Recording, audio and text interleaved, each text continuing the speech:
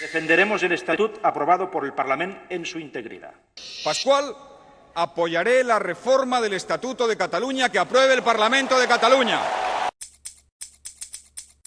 Vol dir que no ens poden aplicar la tècnica del cafè per a tots, que és d'on ha plorat la criatura, d'on hem patit durant aquests últims 25 anys.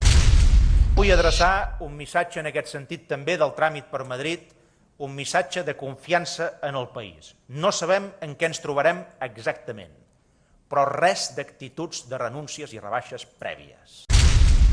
Jo crec, president, que no ens hem equivocat. I demano, en aquest sentit, coratge per defensar allò que aquest Parlament ha aprovat. Si volen l'acord, s'han de moure i s'han de moure molt. Sobretot en allò que us deia, finançament, nucli bàsic de l'Estatut, definició de Catalunya des d'una òptica nacional. El Partit Socialista i Convergència i Unió, i en aquest cas quan dic el Partit Socialista vull dir el Partit Socialista a nivell espanyol, han fet un acord de gran calat i encaixa d'una manera més que raonable en el conjunt de l'interès general espanyol.